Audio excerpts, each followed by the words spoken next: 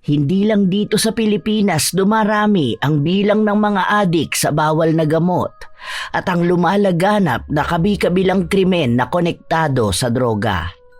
Karamihan ng mga nabibiktima, kung hindi matanda, ay bata naman.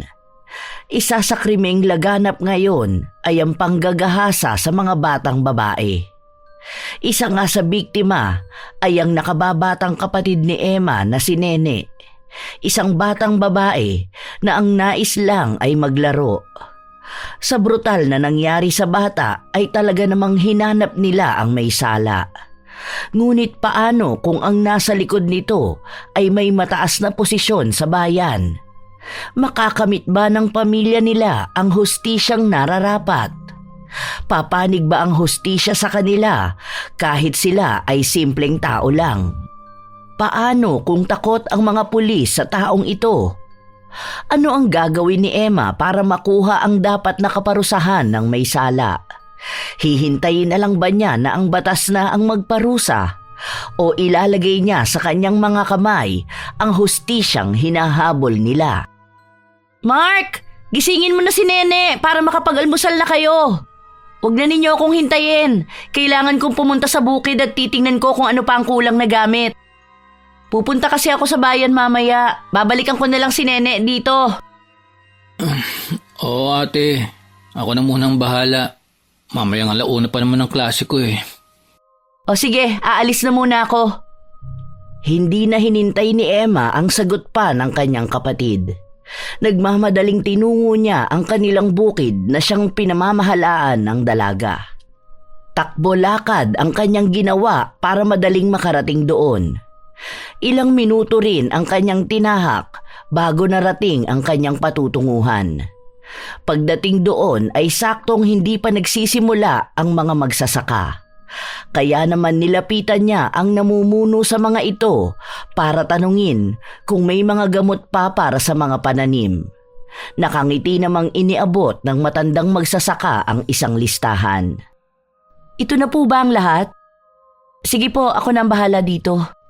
Uuwi na po muna ako para makuha si Nene. Mga bandang 9 po siguro nandito na kami dala mga ito.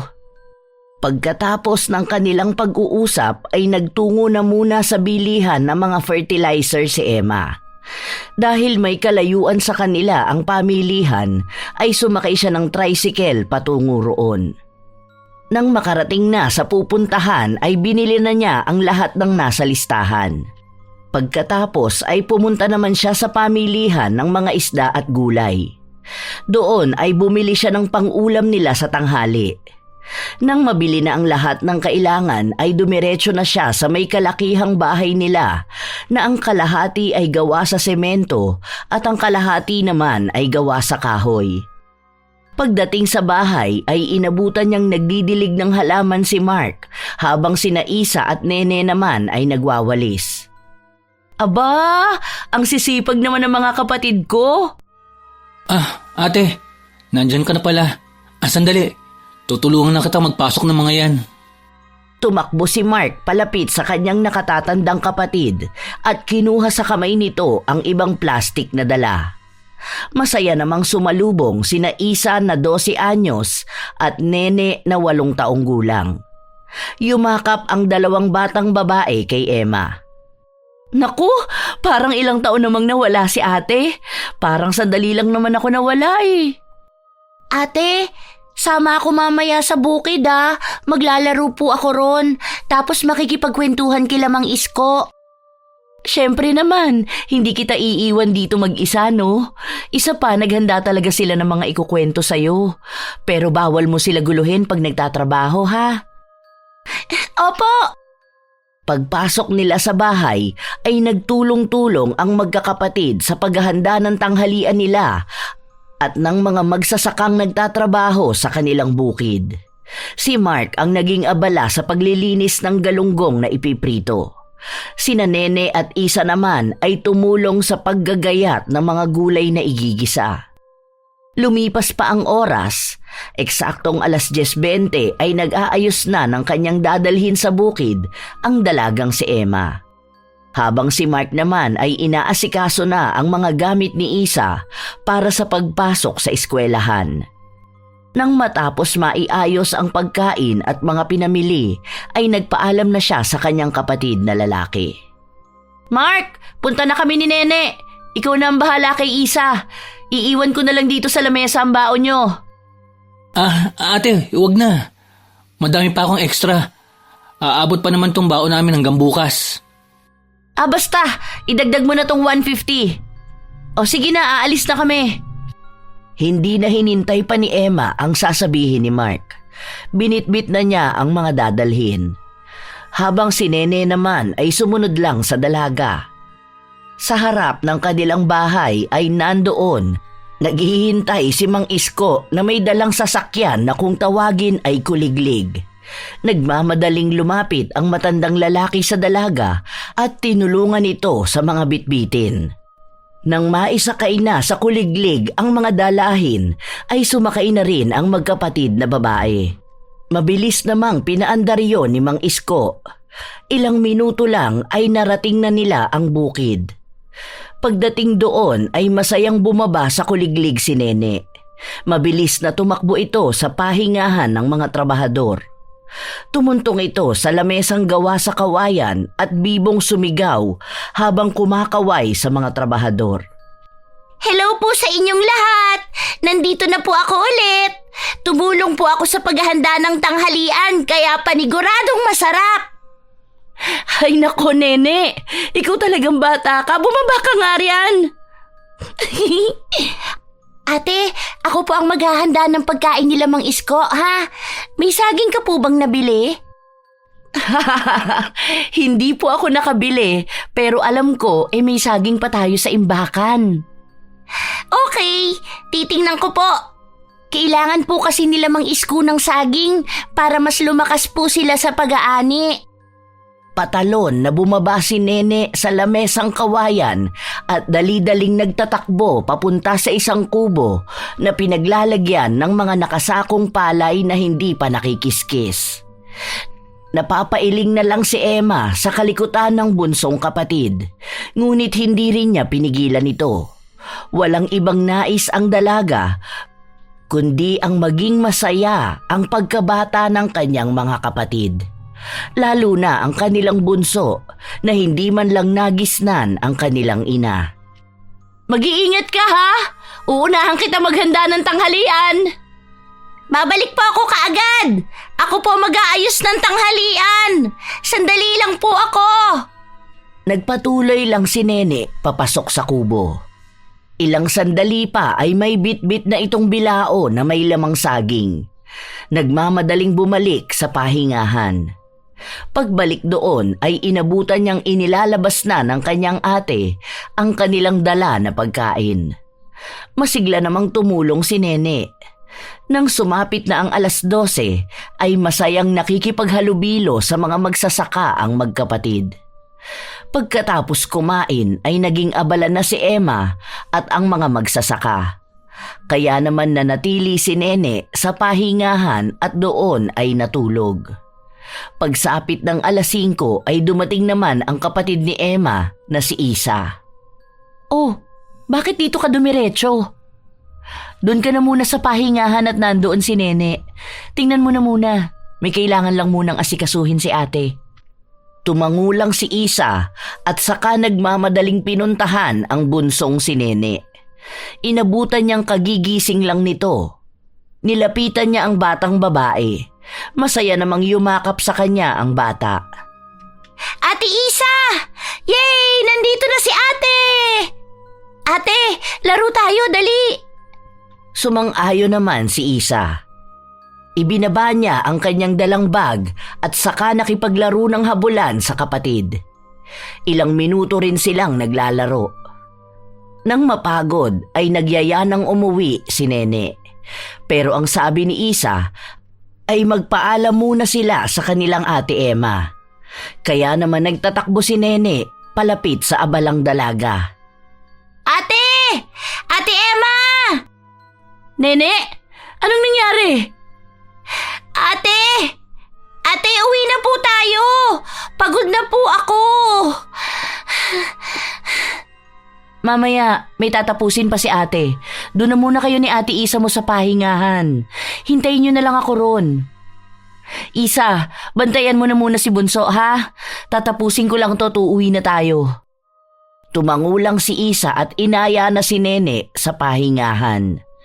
Ngunit nang makarating sila roon ay kaagad na nakaisip ng kapilyahan si Nene. Ate, nadudumi na po talaga ako. Uwi na po tayo.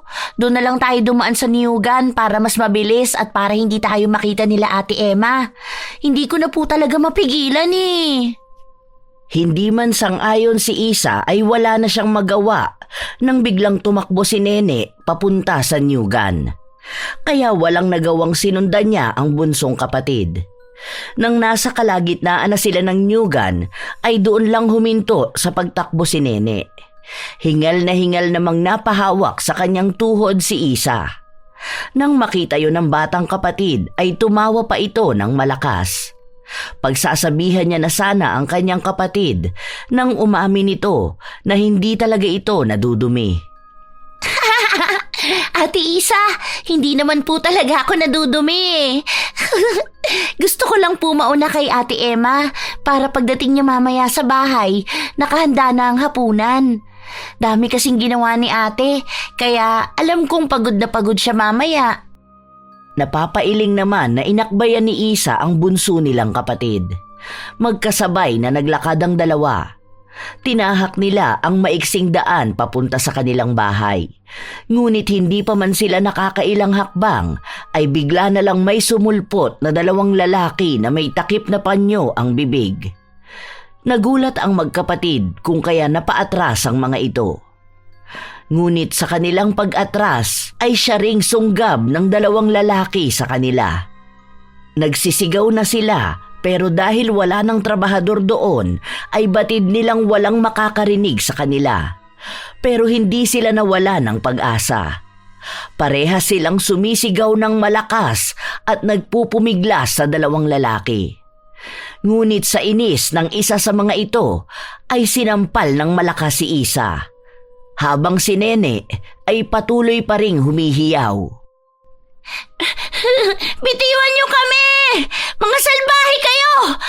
Ipapabugbog ko kayo sa kuya ko! Bitawan niyo ako! Manahimik ka! Inundayan ng suntok sa sikmura ang batang si Nene na naging dahilan para mawalan ito ng malay. Bagay na mas lalong nagpatakot kay Isa. Kaya naman walang ano-ano ay kinagat niya naman ang kamay ng lalaking may hawak sa kanya.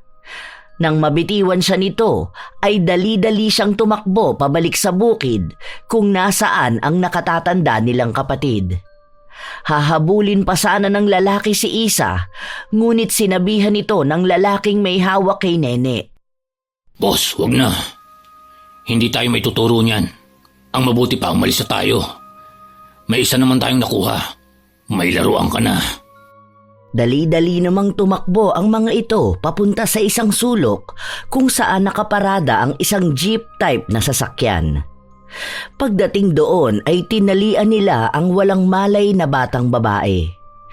Nang masigurong mahigpit na ang pagkakatali sa kamay at paa nito, ay sakalang umalis ang mga lalaki, bit-bit ang bata.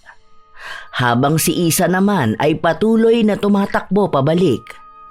Tigmak na ng luha ang kanyang buong mukha.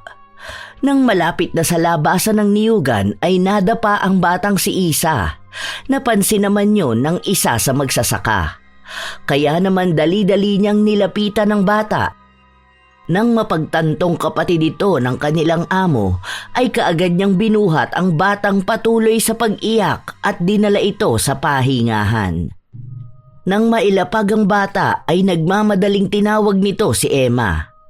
Natataranta at kinakabahan namang pumunta roon ang dalaga. Isa! Isa! Nasaan si Nene? Anong nangyari? Saan ba kayo naglaro? Magsalita ka! Ngunit dahil sa takot ay hindi magawang magsalita ni Isa. Panay lang siya iyak. Pilit namang kinakalma ni Emma ang sarili. Naiiyak na yumuko siya at niyakap ang kapatid at malumanay na tinanong muli ang bata. Ngunit panay niyugan lang ang lumalabas sa bibig ng bata.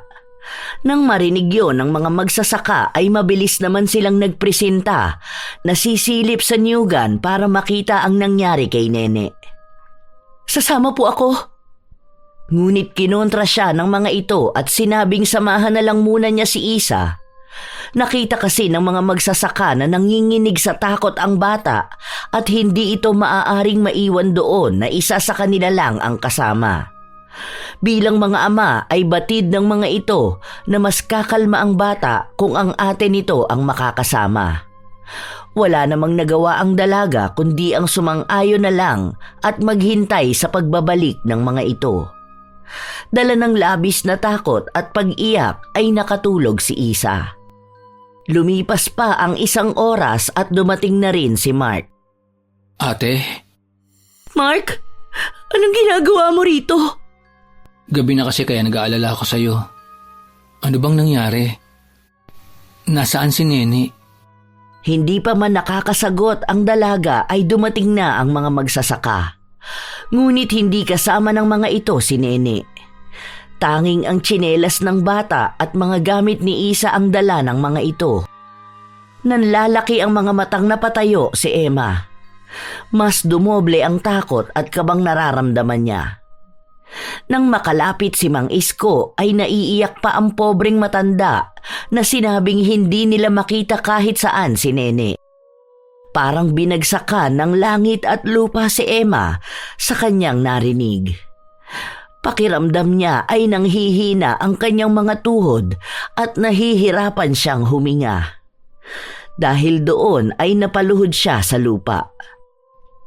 Kasalanan ko ang lahat ng ito! Kasalanan ko! Hindi ko mapapatawad ang aking sarili sa oras na may masamang mangyari sa aking kapatid. Napakapabaya ako.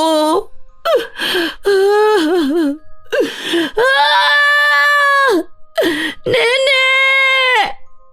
Nasaan ka na, kapatid ko?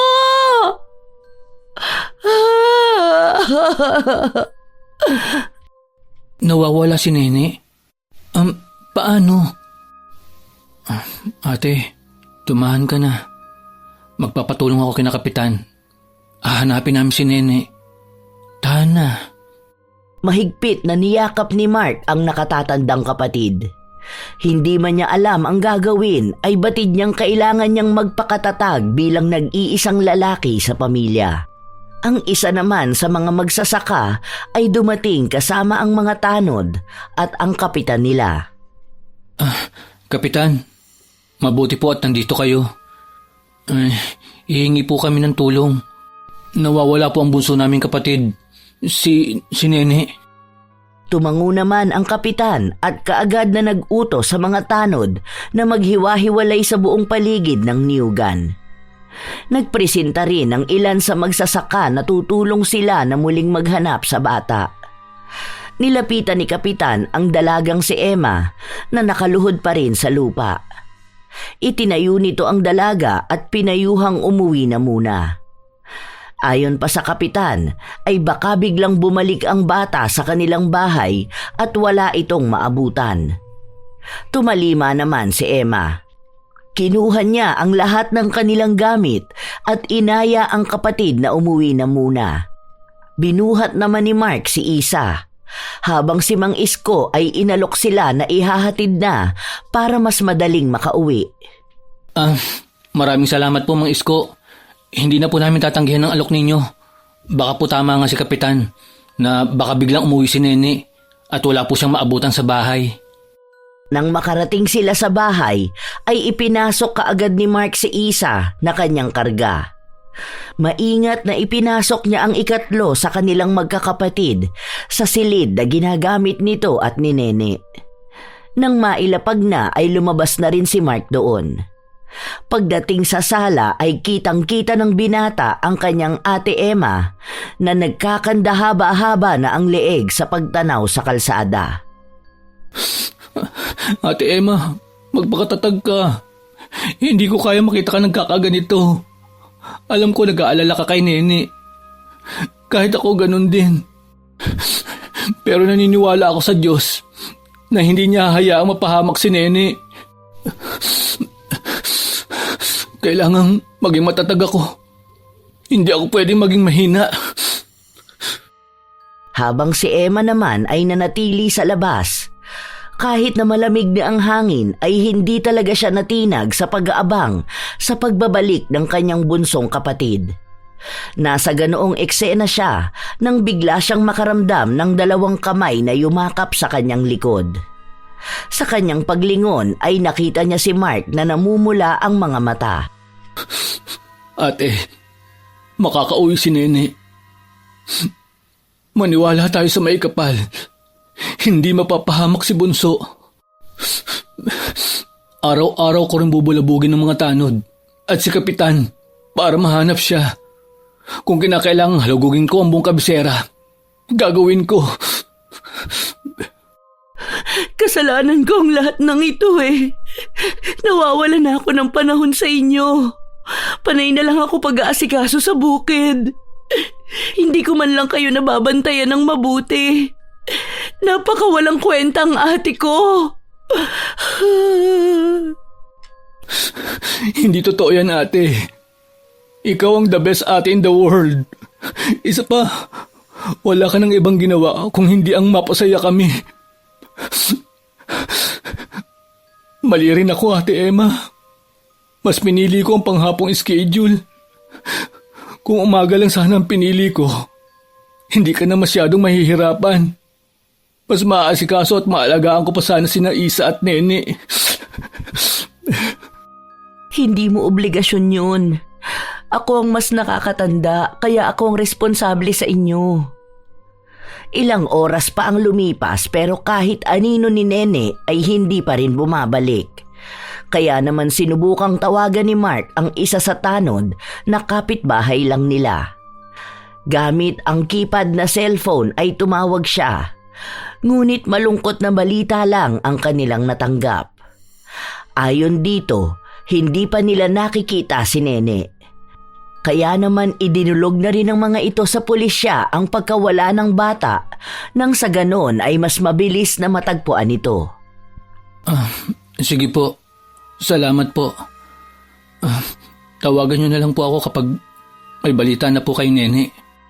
Sumapit na ang madaling araw pero wala pa ring Nene na umuuwi. Dahil doon ay mas lalong natatakot ang dalaga para sa kapatid. Kaya naman hindi pinabayaan ni Mark ang kanyang ate hanggang parehas na silang tamaan ng antok. Kaya naman inaya na niya si Emma na pumasok na. Hindi naman na tumanggi ang dalaga. Magkasamang pumasok ang magkapatid pero parehas silang nanatili sa sala. Sa pang-isahang pwesto si Mark at sa mahabang sofa na gawa sa kawayan naman si Emma. Ate, matulog ka na kaya sa kwarto mo? Ako na ang maghihintay kay Nene. Makikibalita rin ako uli sa kapitbahay nating tanod. Hindi, dito lang ako. Hihintayin ko si Bunso. Napabuga na lang ng hangin si Mark. Ilang sandali pa ay parehas nang nakatulog ang dalawa. Ngunit hindi pa man nagtatagal ay nanaginip na si Emma. Nasa gitna siya ng niyugan at sumisigaw na tinatawag ang pangalan ni Nene. Madilim ang paligid, ngunit natatanglawan ng liwanag ng buwan kung kaya may nakikita pa rin siya. Lakad siya ng lakad. Hindi pa nagtatagal ay may narinig siyang batang umiiyak at tinatawag ang kanyang pangalan. Nabusesa niya yon. Alam niyang si Nene yon, kaya naman mas lalo pa niyang nilakasan ang pagsigaw. Nene! Nene, nasaan ka? Nandito na si ate! Nasaan ka ba? Nene! Ate Emma, tulungan mo po ako. Ang sakit-sakit. Nahihirapan po ako huminga. Ate Emma, sorry. Wag po. Nene! Nasaan ka ba? Bakit hindi kita makita? Dala ng takot na nararamdaman dahil sa boses ni Nene na parang nasasaktan ay nagtatakbo si Emma. Pilit na hinahagilap ang nawawalang kapatid. Nang bigla na lang siyang nahulog sa isang butas. Nagpagulong-gulong siya, kaya naman napapikit sa sakit dahil sa mga batong kumakaskas sa kanyang balat. Nang maramdaman niyang bumagsak na ang kanyang katawan, ay doon lang siya muling nagmulat. Sa pagbukas ng kanyang mga mata, ay napagtanto niyang nananaginip lang siya. Dahil ang totoo ay nalaglag siya sa sofang kawayan na hinigaan niya. Sa lakas ng pagkakabagsak niya, ay naalimpungata naman ang binatang nasa tapat lang niya. Nataranta si Mark nang makitang namimilipit sa sakit ang kanyang ate sa sahig. Ate Emma, anong nangyari sa'yo? Pwede bang mamaya ka na magtanong? Tulungan mo akong tumayo. Ang sakit ng balakang ko. Nagkamali yata ako ng bagsak. Mark, may balita na ba kay Nene? Wala pa rin eh. Mamaya pupunta ako sa bayan para magpaprint ang poster. Magbabaka sakali ako kung may nakakita sa kanya sa bayan. Sige, maghahanda lang ako ng almusal. Diyan ka na lang ate. Ako na lang ang maghahanda. Ititimpla na rin kita ng kape. Umupo ka lang dyan. Pero... Ate Emma, hayaan mo muna sana ako na alagaan ka rin. Magkakapatid tayo, di ba? Anong sabi mo noon? Sama-sama tayo sa hirap at ginawa. Walang iwanan. Kahit anong mangyari. Naaalala mo ba ate?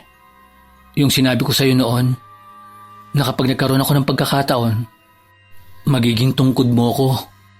Hindi na kumontra pa si Emma, kaya tumango na lang siya. Hinayaan na lang niya ang kanyang kapatid na ito na ang maghanda ng kanilang almusal. Ilang sandali pa ang lumipas ay bigla na lang silang nakarinig ng malakas na sigaw mula sa silid kung saan natutulog si Isa. Natatarantang tumakbo ang dalaga papunta roon. Sa pagbukas niya ng pinto ay nakita niyang nasa sulok ng kwarto ang bata. Umiiyak ito at tila takot na takot. Halos talunin na niya ang distansya para makalapit sa kapatid. Isa? Isa, anong nangyayari? Ayos ka lang ba? Nahulog ka ba sa papag? May masakit ba sa'yo? Pero walang sagot na nakuha si Emma sa kanyang kapatid na babae. Bagkus ay yumakap ito sa kanya ng mahigpit habang umiiyak. Ramdam na ramdam ni Emma ang panginginig ng kanyang kapatid. Kaya naman binuhat niya ito at saka inilapag sa papag. Huwag ka nang umiyak. Hindi naman galit ang ate. Alam kong hindi kita dapat na sinigawan kagabi. Pagpasensyahan mo na ako, Isa. Sobra lang talaga akong nag-aalala. Tumahan ka na. Pangako sa'yo ni ate, hindi ako titigil hanggat hindi natin naiuuwi si Nene. Mabubuo tayo ulit. Tumingala si Isa sa kanyang ate. Sumisinghot na tumangutango ito at saka nagpahid ng kanyang mga luha. Hinaplos-haplos naman ni Emma ang tuktok ng ulo ng ikatlo sa kanilang magkakapatid. At saka niya hinalikan ang bata sa noo bago yumakap sa maliit na katawan ng bata. Yun naman ang inabutan ni Mark. Anong nangyari? Nanaginip yata si Isa. Nakatimpla ka na ng kape? Oo. Nainit ko na rin yung ulam natin kagabi. At naisangag ko na rin yung kaning lamig. Tara, mag-almusal na tayo. Pagkatapos kumain ay pupunta ako sa bukid. Makikibalita ako ron. Baka doon nagtungo si Nene. Lumapit naman si Mark sa dalawang babaeng kapatid. Naiiyak na niyakap niya ang dalawa na naiintindihan naman ni Emma. Kaya naman yumakap din siya pabalik dito. Maging si Isa ay ganun din ang ginawa. Kaya natin to. Basta sama-sama lang tayo. Oo, kakayanin natin ang lahat. Mabubuo rin tayo ulit. magkakasamang lumabas ng silid ang magkakapatid at kumain na ng almusal. Nang matapos ay isinama ni Mark si Isa para magpa-print ng poster. Habang si Emma naman ay nagpunta sa kanilang bukid. Nang makarating ang dalaga sa kanyang pupuntahan ay inabutan niyang kalahati lang ng kanilang trabahador ang naroon. Kaya naman tinanong niya ang isa sa mga ito. Ayon sa magsasaka ay tumulong ang iba sa paghahanap kay Nene. Naiiyak na nagpasalamat naman si Emma. Lumipas pa ang mga oras at sumapit na ang tanghalian. Plano sana ng dalaga na magpabili na lang ng lutong ulam pero tinanggihan ito ng mga tauhan. Sabi pa nila sa dalagang amo, uuwi sila para kumain at makibalita kung may lead na sa pagkawala ni Nene. Maraming salamat po sa inyong lahat.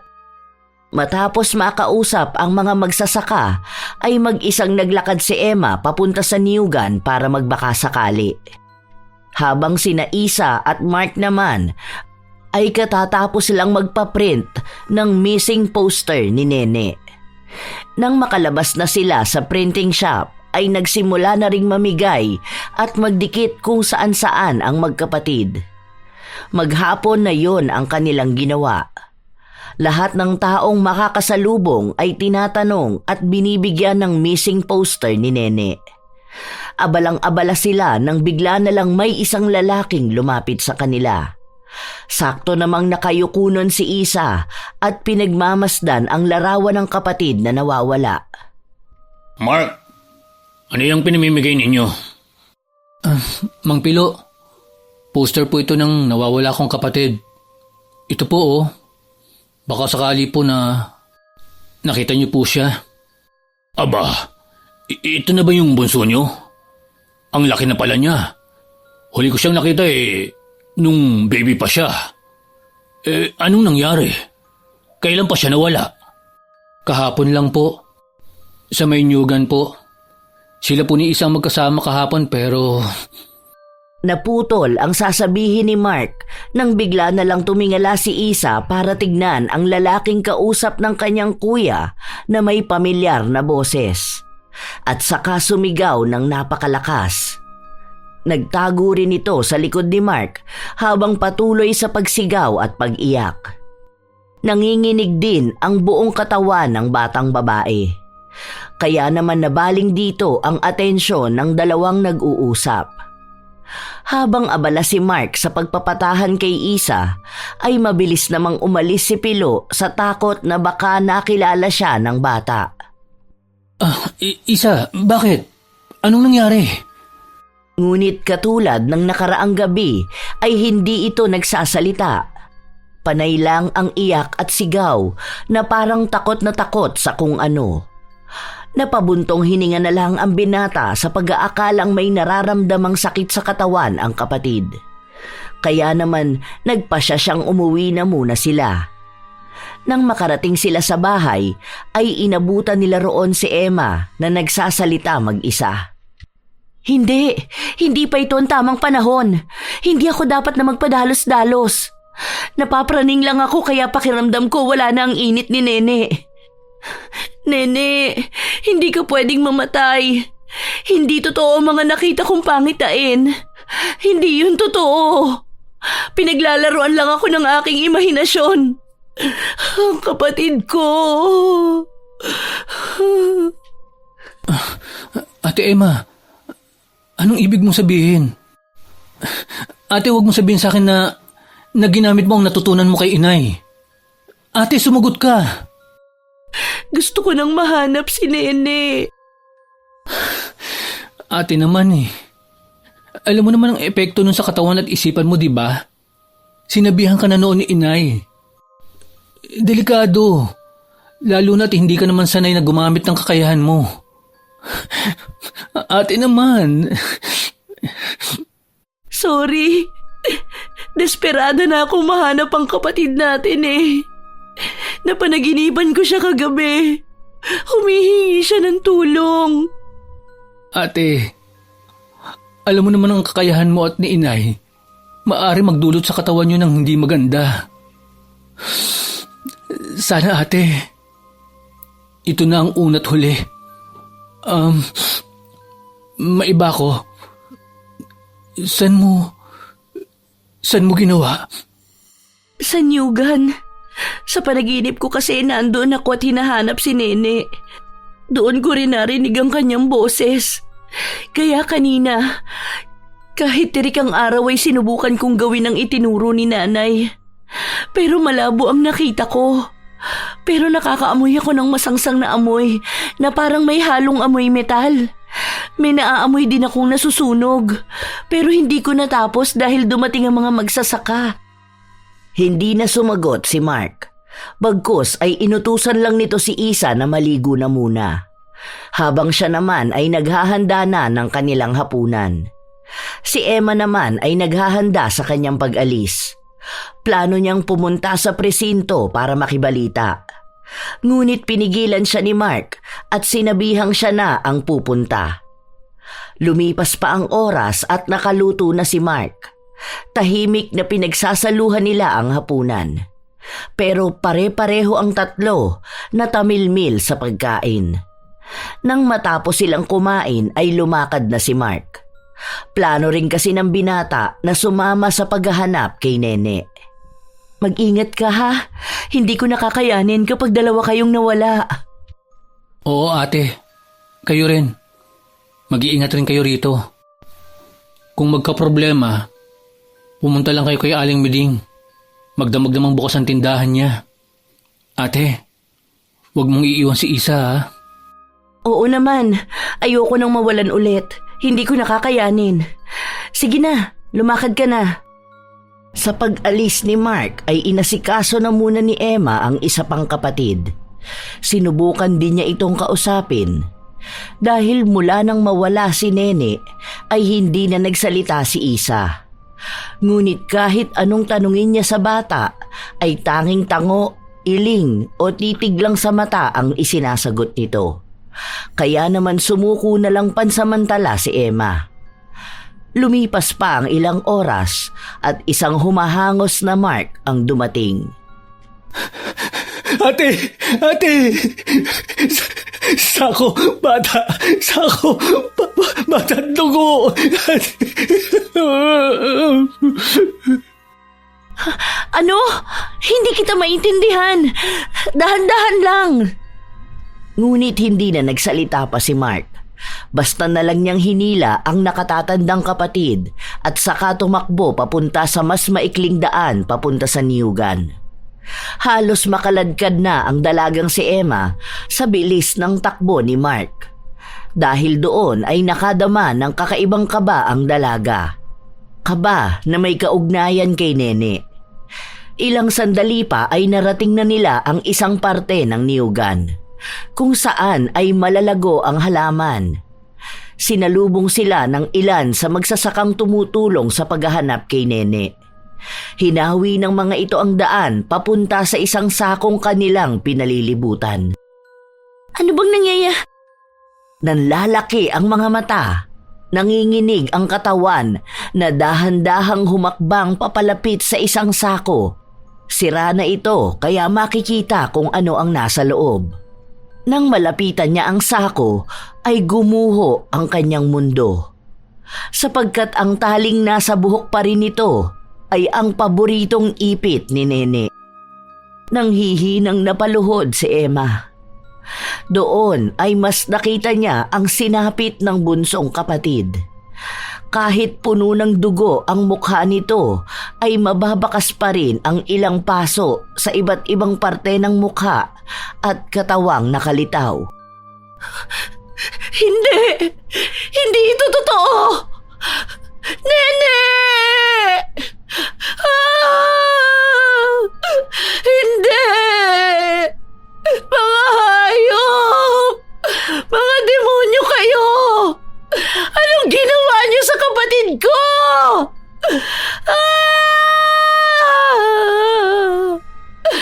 Nene!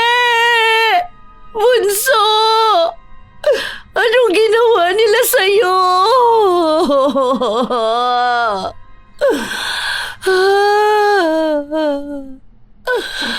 Papatayin ko sila. Papatayin ko sila! Isinusumpa ako sa harapan mo, bunso. Maghihiganti ako. Doble ang ipaparanas ko sa kanila. Kap, nakatawag na po ba kayo sa police station? Malungkot namang tumango ang kapitan. Nang makuha ni Mark ang sagot ay nilapitan na niya ang kanyang nakatatandang kapatid at inilalayo sa katawan ng kanilang bunso. Pero kahit anong hila ang gawin niya ay hindi nagpapatalo si Emma. Nagwawala ito at malakas na nagpupumiglas. Hindi! Huwag mo akong ilayo kay Nene! Hindi pwede!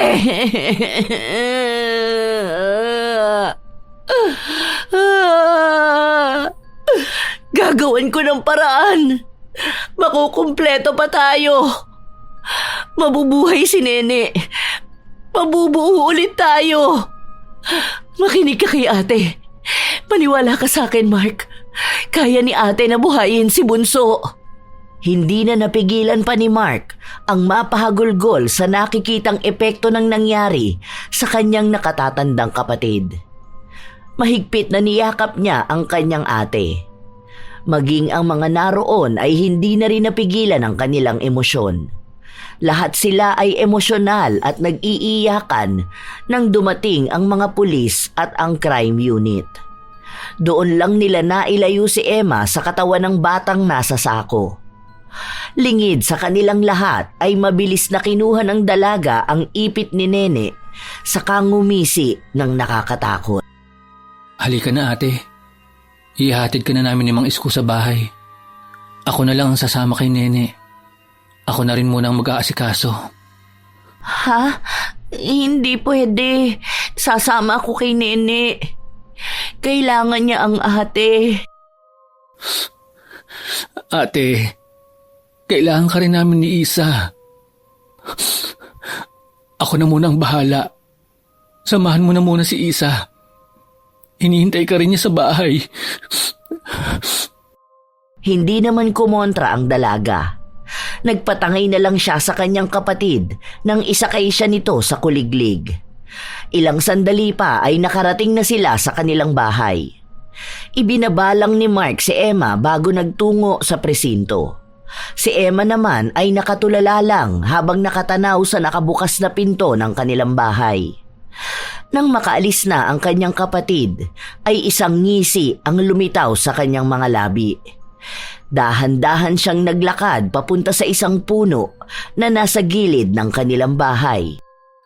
Nang malapitan ang puno ay lumuhod siya at sinimulang maghukay gamit lang ang kanyang mga kamay.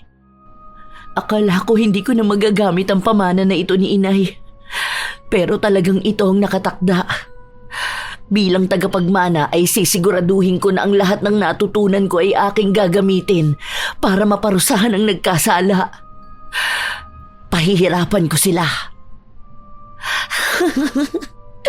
Nagkamali kayo ng biniktima. Sisiguraduhin kong kasama ko kayong masusunog sa impyerno. Magbabayad kayo! Ito na. Magsisimula na tayo ng larong kayo ang nagsimula. Nang makuha na niya ang mga gamit na kanyang kailangan, ay pumasok na siya sa loob ng kanilang bahay. Ipinasok na muna niya sa kanyang kwarto ang mga yon bago pumunta sa banyo para maglinis ng katawan. Lumipas pa ang mga oras, papasikat na ang araw. Pero hanggang ngayon ay hindi pa rin natutulog ang dalaga. Nasa sala lang ito at hinihintay ang pagbabalik ni Mark. Dugo sa dugo! Buhay sa buhay! Kahit si kamatayan ay nasasabik na sa inyo! Saktong dating naman ni Mark nang sabihin ni Emma ang mga katagang yun. Ayaw man aminin ni Mark pero nakakaramdam siya ng takot sa kanyang nakatatandang kapatid. Parang may puwersang nakabalot dito na siyang nagbibigay sa kanya ng kilabot. Pero mas nakadama siya ng hilakbot nang bigla itong lumingon sa kanya. Ate, ano bang sinasabi mo? Wala naman. May narinig ka ba? Baka inaantok lang ako kaya akala ko may narinig ako. Nasa na si Nene? Bakit hindi mo siya kasama? Ihahatid na lang siya dito mamaya. Ate?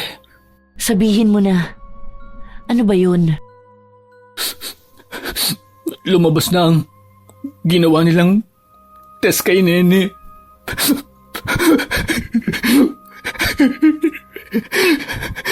Ginahasa siya, ate. Pinahirapan.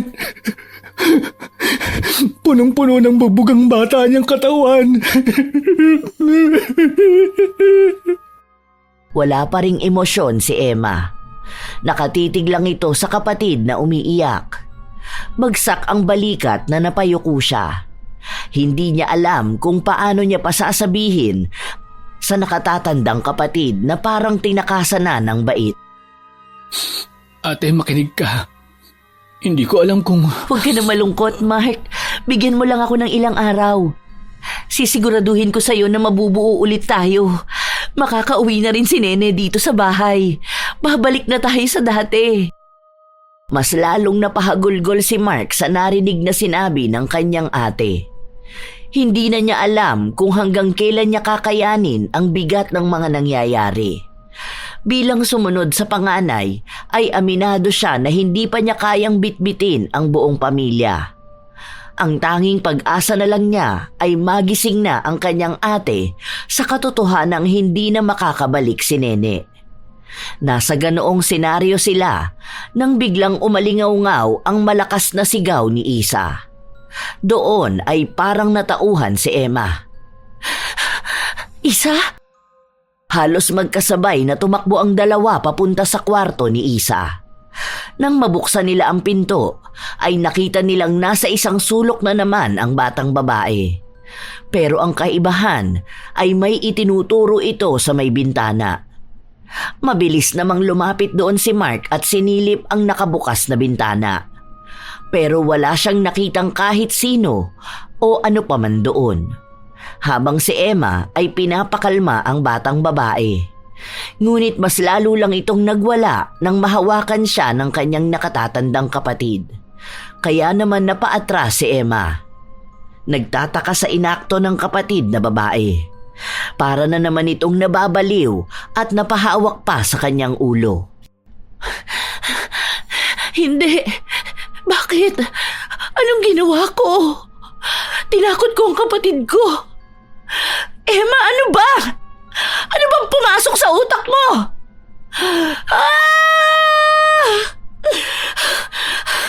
Tumigil ka na!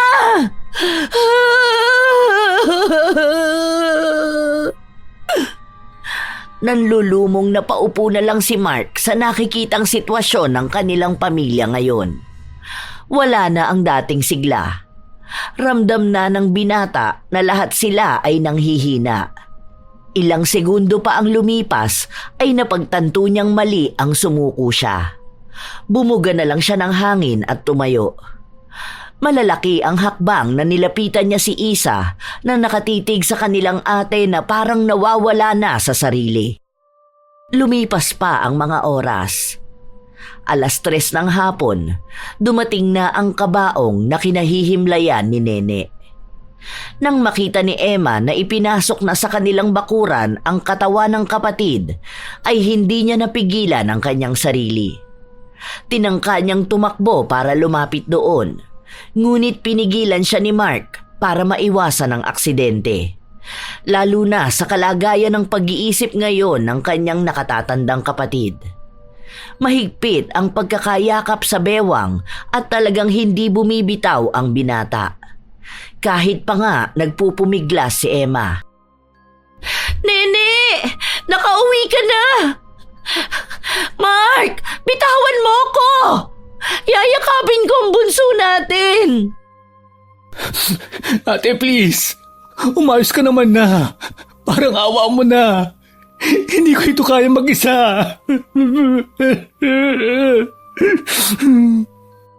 Nahinto sa pagpupumiglas si Emma.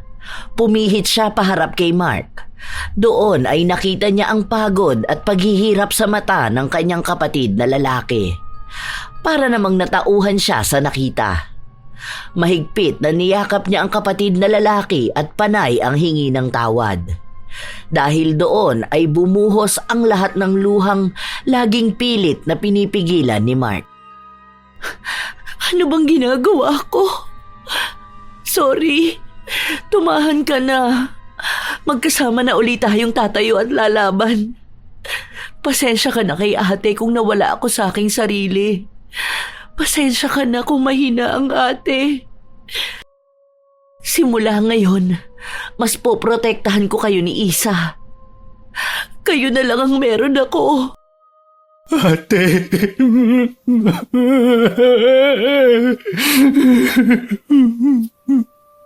Matapos ang yakapan ng dalawa, ay inasikaso na nila ang burol ng kanilang bunsong kapatid. Lumipas pa ang mga araw hanggang sumapit na ang huling gabi na makakasama nila si Nene. Sa loob ng 1 linggo ay laging marami ang mga nakikiburol at nagbobolontaryong tumulong sa pag-aasikaso sa mga bisita. Maging ang pamilya ng mga magsasaka ay gabi-gabi ring naroon para tumulong. Natapos ang gabi na yon na maayos naman. Ngunit ng araw ng libing na, ay isang may edad na lalaki ang bigla na lang nag-iiyak sa harap ng tinatakpang pinaglagakan sa labi ni Nene. Sorry, Nene.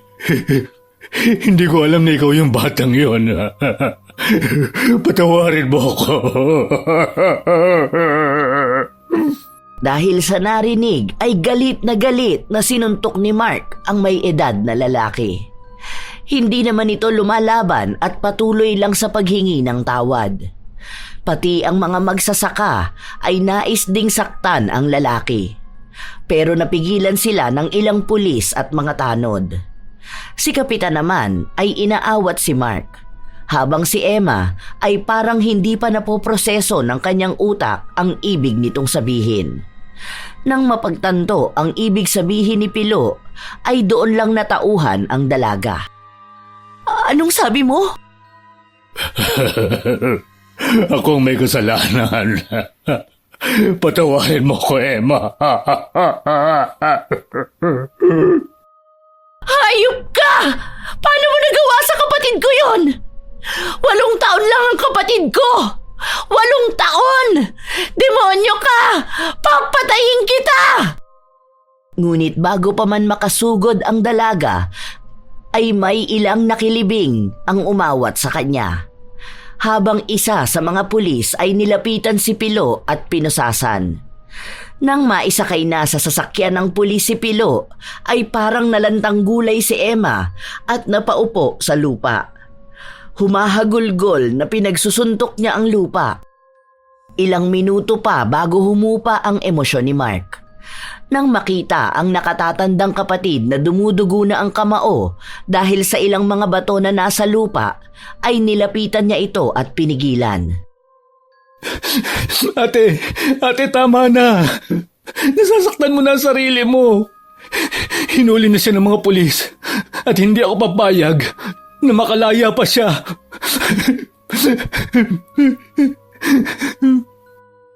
Hayop siya. Kinuha niya ang buhay ni Nene, kaya hindi ko siya papatahimikin. Dahan-dahang gumapang palapit sa nicho ni Nene si Emma. Awang-awa naman ang mga nakakita sa nangyayari sa kanya.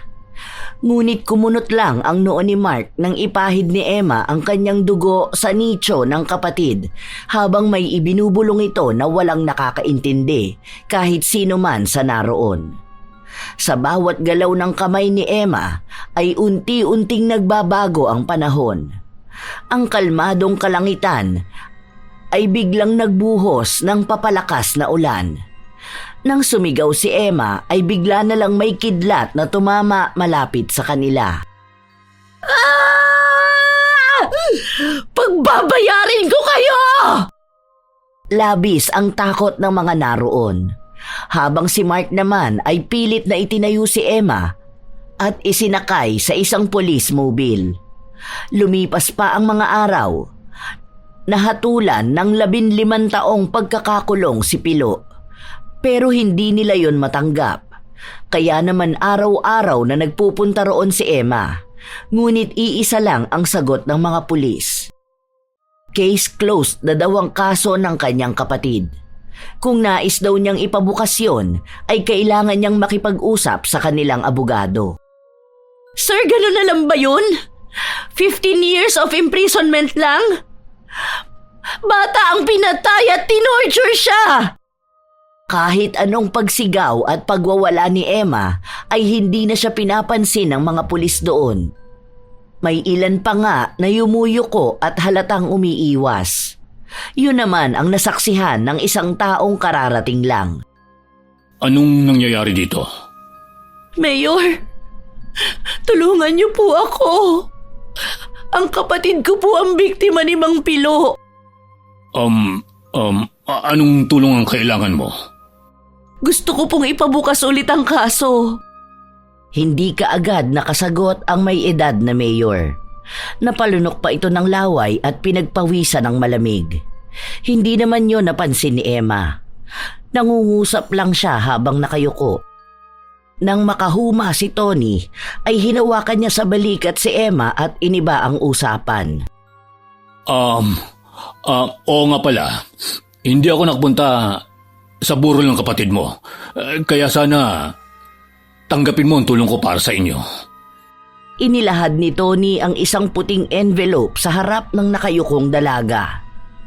Nang aabutin ni Emma yon ay hindi sinasadyang nadikit ang dulo ng kanyang daliri sa hinlalaki ng may edad na mayor.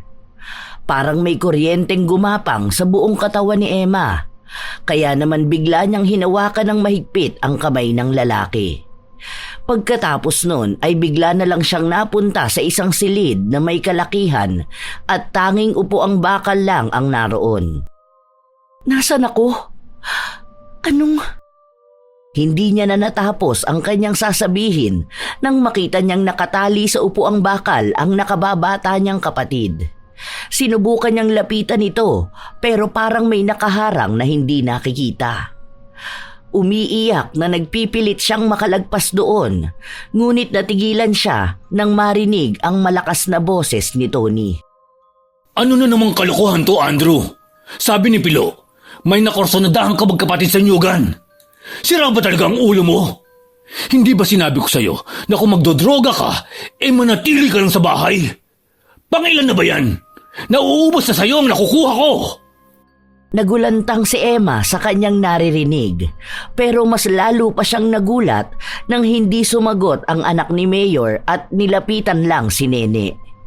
Sa paglapit nito ay bigla na lang sinampal ng malakas ng lalaki ang batang babae. 1, 2, at ilang ulit pa. Nakita pa ni Emma na may ilan na sa ngipin ng kapatid ang tumalsik.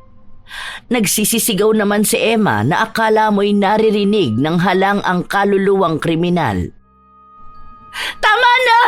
Hayop ka! Hayop! Pakawalan mo ang kapatid ko!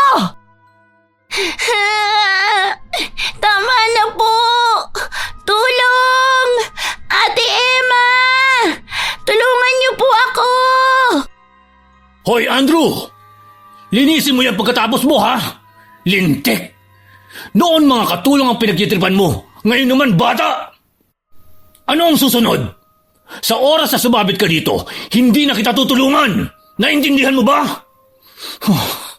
Demonyong bata!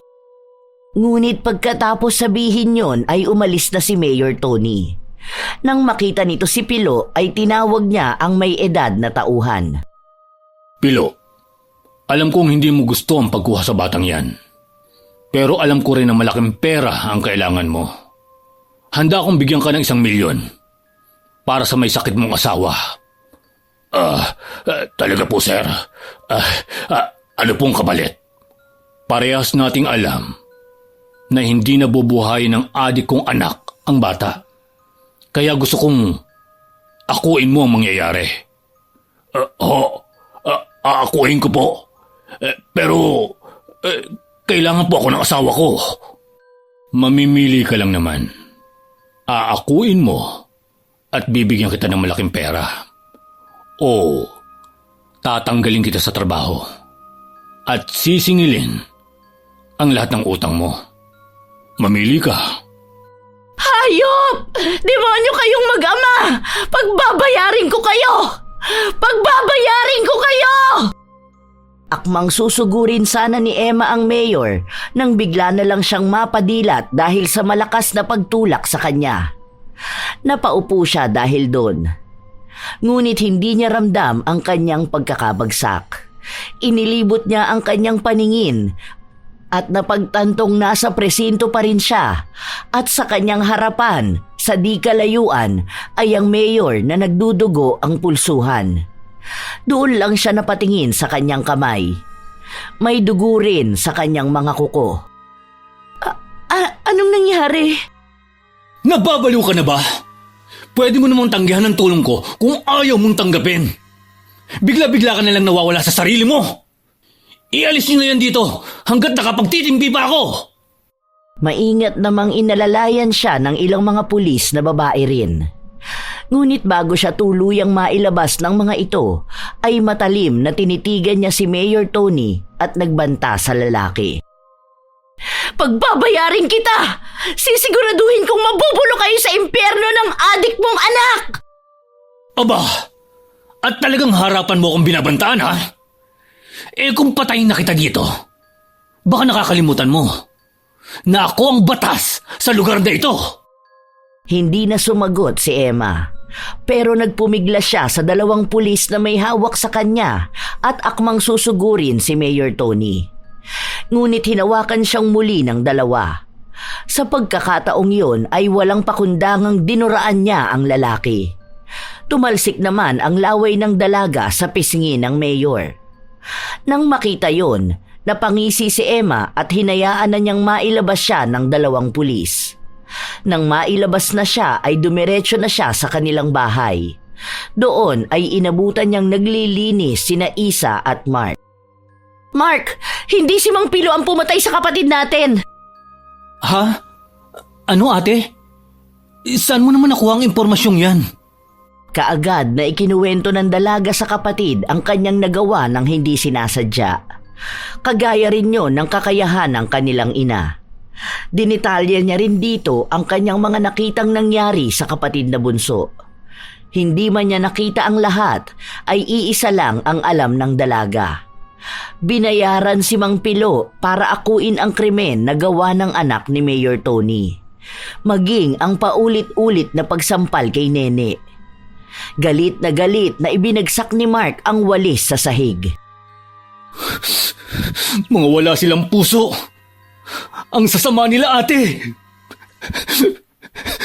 Paano nila nagawa yun?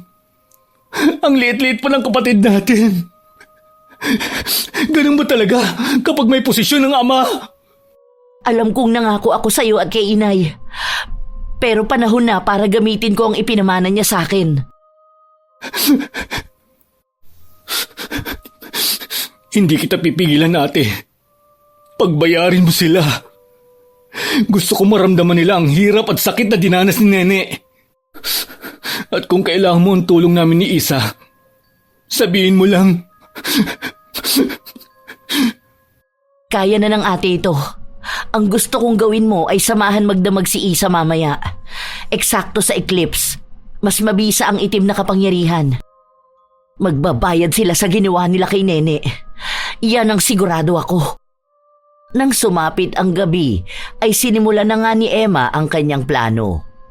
Sa likod ng kanilang bahay, kung saan ay walang ibang maaaring makakita sa kanya, ay gumuhit siya ng tatsulok na may mata at sinag ng araw sa lupa gamit ang isang sanga. Pagkatapos nun ay nagturok siya ng 3 kandila sa bawat kanto ng kanyang iginuhit. Sa gitna ng mata ay inilagay naman niya ang isang maliit na garapon kung saan nakalagay ang dugo na tinanggal niya sa kanyang kuko. Ito na! Ito na ang oras ninyo! Mayor Tony, Ipapalasap ko sa iyo ang lahat ng ginawa ng anak mo sa kapatid ko at sisiguraduhin ko namang susundan ka ng adik mong anak. Pagkatapos sabihin yun, ay sinimulan na niya ang pag-oorasyon. Nagpatak pa siya ng langis sa boteng nasa gitna habang may inuusal. Nang matapos niya ang orasyon, ay parang nagsasayaw sa kalangitan ang kidlat na ang ilan ay tumatama pa sa lupa. Dahil doon ay malakas na tumawa si Emma. Alam niyang hindi pumalya ang kanyang namana kahit pa nga ngayon niya lang ginamit yun. Simulan na natin ang laro! Sa mansyon nila Mayor Tony ay isang gulo ang nangyari. Dinatna na lang ng mayor ang kanyang asawa na wala ng buhay. Habang ang kanyang anak na adik naman ay tumatawa pang nakatingin sa kanya. Nakadama ng takot ang may edad na lalaki. Lalo na nang makita niya ang sobrang pulang mata ng kanyang nag-iisang anak. Andrew, anong ginawa mo sa mama mo? Ngunit hindi ito sumagot. Dahan-dahang lumapit ito sa kanya. Nang kaunti na lang ang distansya ay biglang nanlaki ang mata ni Andrew at malakas na hinampa sa ulo si Mayor Tony. Hindi pa ito nakontento. Nang matumba ang may edad na lalaki ay sinakyan niya ito at inupuan sa tiyan saka walang awang pinagsusuntok ang mukha ng ama. Pinilit namang lumaban ni Tony. Pero higit na malakas ang kanyang anak. Ilang minuto rin na panay pakawala ng suntok si Andrew bago tuluyang tumayo at umalis. Buong lakas namang sinubukang gumapang ni Mayor Tony. Pero hindi pa siya nakakalayo nang makita niyang pabalik na ang kanyang anak na may dalang kutsilyong may kalakihan.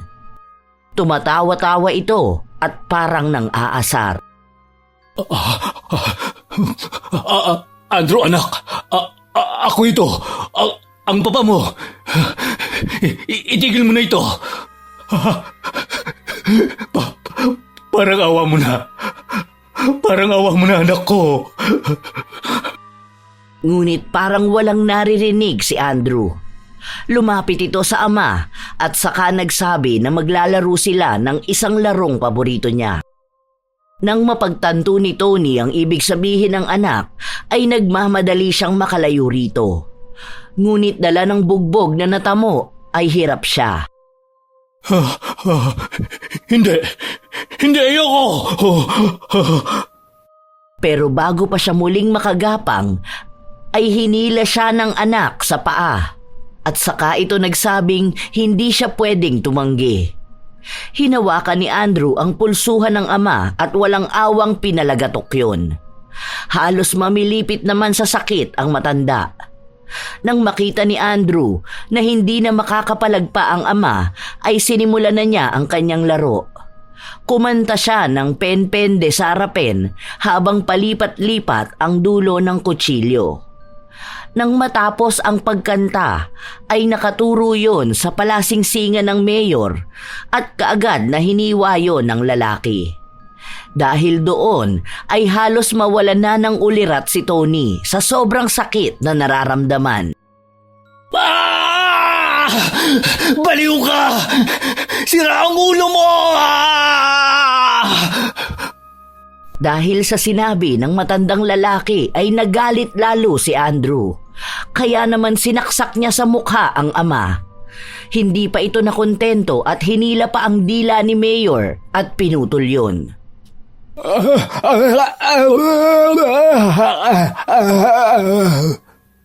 Ilang minuto pa na pinaglaruan ni Andrew ang katawan ng kanyang ama. Nandyang hinihiwa nito ang bibig ng ama, pinuputol ang mga daliri at paulit-ulit na sinasaksak sa tagiliran. Nang mapagod ay huminto siya. Lumayo ng bahagya sa katawan ng kanyang ama na ilang minuto pa lang na pumanaw. Sa kanyang pag-upo malapit sa hagdan ay may naramdaman siyang gumagapang sa kanyang lalamunan. Pinilit naman niyang isuka yon. Nang mailabas na ay para siyang biglang natauhan. Takot na takot ang lalaki nang makita ang daliri ng kanyang ama na kanina lang ay pinutol niya. Habang si Emma naman ay masayang umusal ng panibagong orasyon. Hindi pa tayo tapos maglaro, kaya humanda ka na sa mga alagang ipapadala ko sa'yo. Tinanggal niya ang bote na nasa gitna ng mata at ipinalit doon ang isang larawan na nakuha niya sa dyaryo. Katulad ng nauna ay inilagay niya yon sa gitna ng mata at saka pinatakan ng langis. Ang kaibahan lang ay naglagay siya ng mga hantik doon. Tingnan natin kung gaano kakatamis. Sigurado akong mag-e-enjoy kayo ng aking mga hantik! Malakas na tumawa si Emma habang sa bahay nila Mayor ay namimilipit naman sa sobrang pagsusuka si Andrew. May nararamdaman pa siyang mga gumagalaw sa kanyang lalamunan. Ngunit kahit anong pilit niyang isuka yon ay hindi niya mailabas. Pero ilang minuto lang ang lumipas ay sumuka na siya.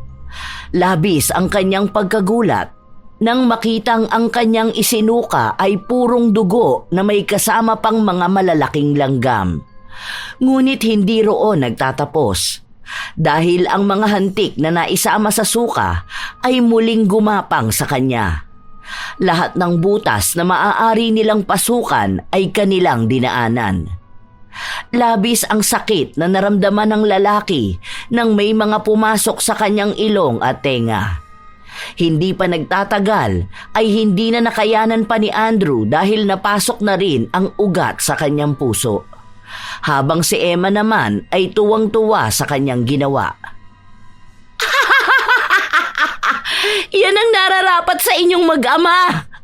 Tama lang yan. Sa sobrang tuwa ni Emma ay hindi na niya namalayang nakatayo na pala sa kanyang likuran si Mark. Kung hindi pa siya kinalabit nito ay hindi pa niya malalaman. Natapos mo na, ate. Tapos na. Nakuha ko na ang hustisyang nararapat sa ginawa nila sa kapatid natin. Paano si Mang Pilo? Kaya ko siyang palampasin. 15 taon din siyang makukulong. Tama na sigurong kabayaran yon para sa pagtulong niya kay Andrew na dukutin ang kapatid natin.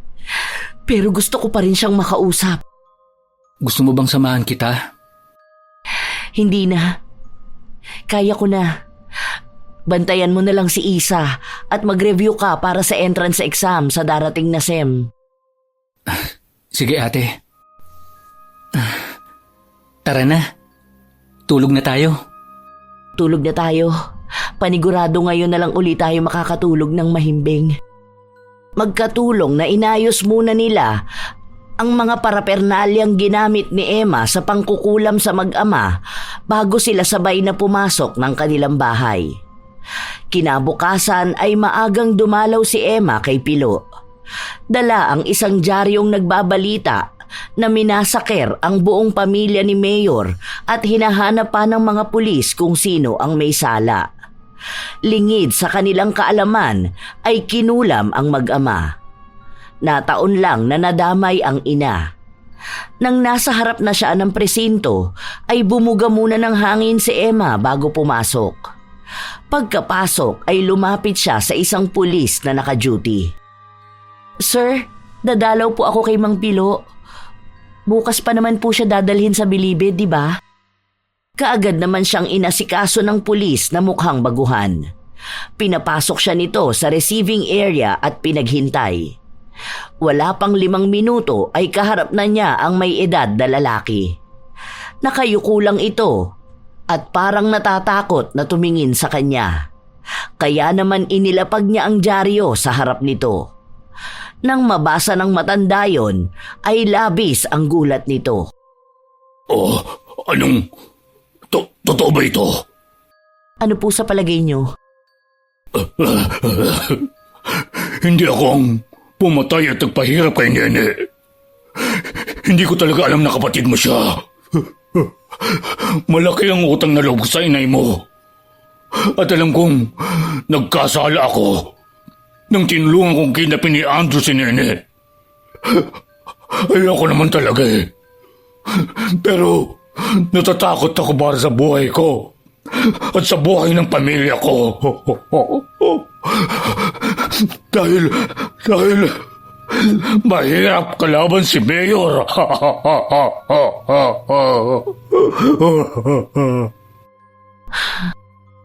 Hindi pa kita napapatawad sa pagtulong mo sa mag-ama.